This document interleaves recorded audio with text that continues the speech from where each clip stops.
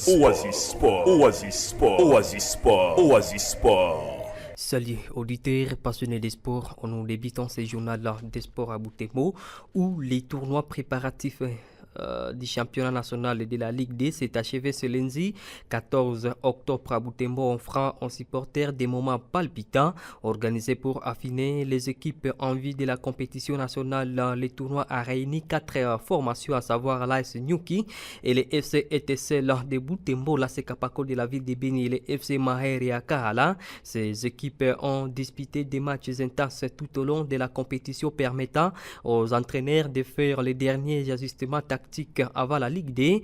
Lors de la journée de clôture, des rencontres ont animé le public en ce lundi. Les premiers matchs débutaient à partir de 13h30 à Ville Athletic Club Kapako de la ville de Beni. Subir une troisième défaite à 3 matchs s'inclina par un contre-2 face au FC MK. L'équipe de Beni, malgré insertion à deuxième mi-temps, n'a pas su inverser la tendance errante de Butembo avec 0 point au compteur.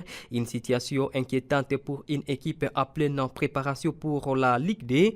Quant au second match, le derby de Butembo qui a opposé l'AS Nyuki au FCTC là, dans une confrontation intense, Nyuki l'a emporté 2 contre 1 à 15h30, confirmant sa suprématie.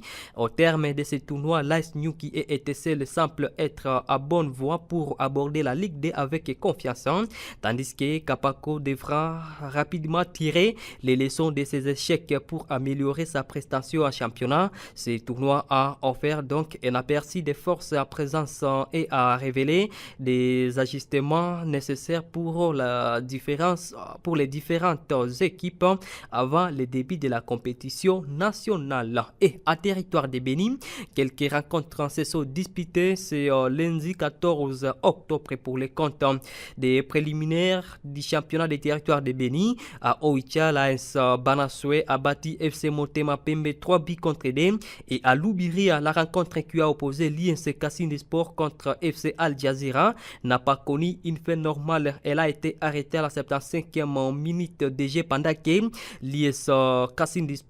l'IS Cassindi venait de marquer un but. L'équipe adverse de Al Jazeera se serait déversée sur l'arbitre à contestant ce but.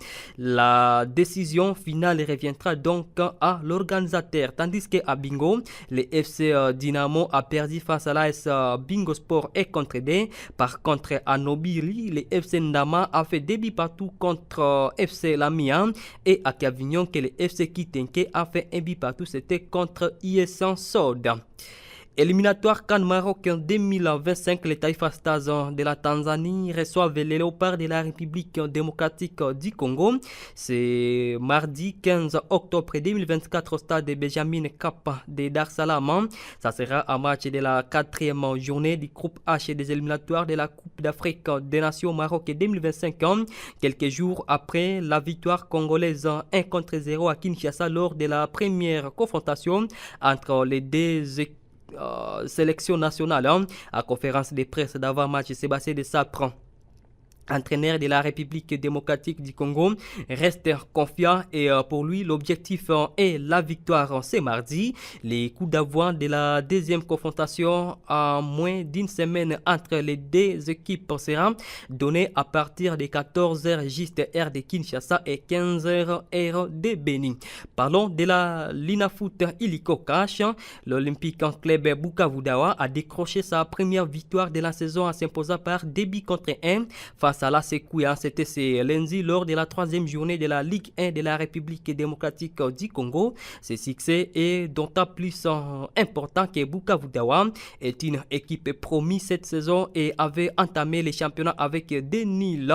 Malgré la résistance de la Sekouya, Bukavu Dawa a su prendre l'avantage et conserver son avance jusqu'au coup de sifflet final, enregistrant ainsi 3 points précieux. Avec cette victoire, Bukavu Dawa confirme ainsi ses ambitions et avoir un signal fort aux autres équipes de la compétition. Après 2 matchs accrochés sans victoire, cette première performance victorieuse témoigne de la détermination des joueurs et du staff à bien figurer dans l'élite du football congolais. Ces résultats placent Bukavu Dawa dans une position plus confortable avec la prochaine rencontre d'où l'équipe cherchera à confirmer sa montée à puissance. Dans l'autre rencontre jouée les mêmes lundi, l'AS Maniema Ino de Kindu a fait 0 but partout, c'était contre FC Les Aigles. Terminons sur les plans internationaux. Al Hilal est prêt à tout pour s'attacher. Les services de Vinicius Junior, l'attaquant du Real de Madrid, selon Marc, les conseils d'administration envisageraient même de vendre Neymar Junior pour lui donner la place de leader de l'équipe, mais ce rêve ne semble pas prêt d'être réalisable. Cet été, Vinicius Junior a été l'une des cibles de la Ligue saoudienne. Ils lui ont proposé 1 milliard d'euros pour 5 saisons, mais l'attaquant a dit non, je vais gagner 6 Ligue des champions comme Carvajal ou Modric, a-t-il donc expliqué. L'État a passé, mais l'intérêt de plusieurs clubs pour l'attaquant du Real de Madrid ne s'est pas estompé. Selon Marc, l'un des clubs intéressés serait Al Hilal. Ce club avait déjà réussi à convaincre Neymar Junior de tenter sa chance en Arabie Saoudite, mais le joueur n'a pas réussi à prier. Il est actuellement blessé et devrait revenir du début de l'année 2025.